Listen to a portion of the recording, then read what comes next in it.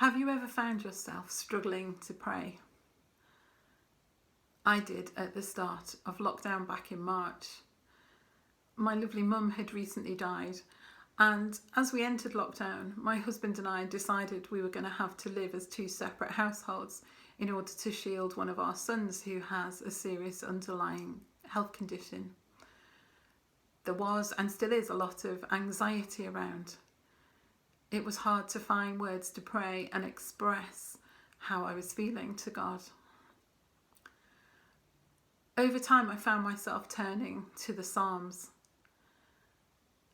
These last weeks and months, there have been numerous occasions when words from the Psalms have leapt out from the pages of the Bible as I connect with words and songs spoken and sung thousands of years ago, but just as relevant today.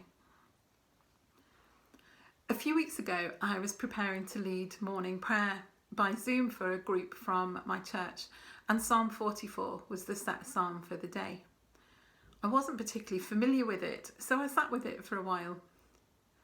What a lot of different things are going on for the psalmist here, and hats off to him, because almost certainly it will have been a hymn, for his ability to express how he was feeling, giving us this mirror into his soul. The psalm is full of emotion and passion, of hope and fear, and doubt and longing and confusion and anger and even desperation by the end. Like many psalms, there is a rhythm and pattern to it, and sometimes knowing what that is can help us in how we hear it. Psalm 44 has 5 sections.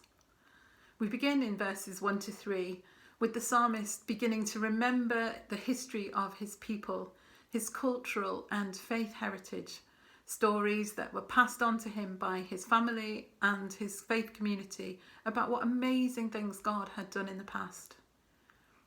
I wonder if you composed it, what examples you would have recalled as you look back at God's faithfulness. And then in verses 4 to 8, he moves on from saying we to I, you are my king and my God. It's not here just the faith of his elders, it's personal too. He too has known God act. Yes, faith is individual, but it is very much communal too. We're having to reflect on how we express being a faith community when we can't meet as we did, aren't we? How do you feel about that? How would you put it into your own words? And then the tone changes dramatically from major to minor in verses 9 to 16. Here the psalmist laments what's going on around him. Where is God, he asks. Why have things changed? Victory has become defeat. His community has become scattered, and he's really struggling with what it feels like. He's depressed and anxious. And then this turns to confusion in verses 17 to 22. He questions God about what is happening to his faith community. He doesn't understand what or why these things are happening. We thought we were being faithful followers, so what's going on? Where are you, God? Have you ever thought that? Wondered where God is and why certain things are happening? It's so good to know we're not alone in our questions, isn't it? Most psalms end on an upbeat note, but not Psalm 44. He builds up to a real rant. He shouts at God, "Awake, O Lord, why do you sleep? Rouse yourself, help us." Do you ever cry out to God like that? Have you ever shouted out loud to him? Maybe we should dare to become a bit less British and shout out like the psalmist does here.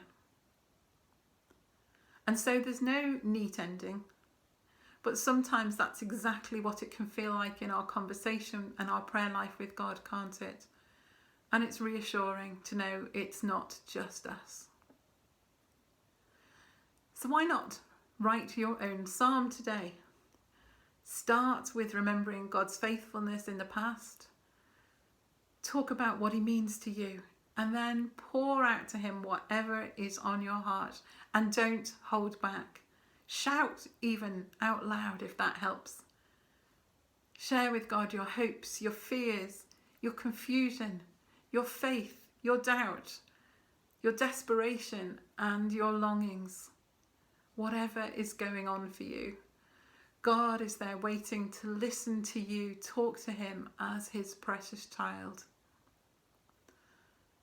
And if today you are struggling to pray, my hope and prayer is that as you meditate a little more on Psalm 44, you too will find a way back into prayer.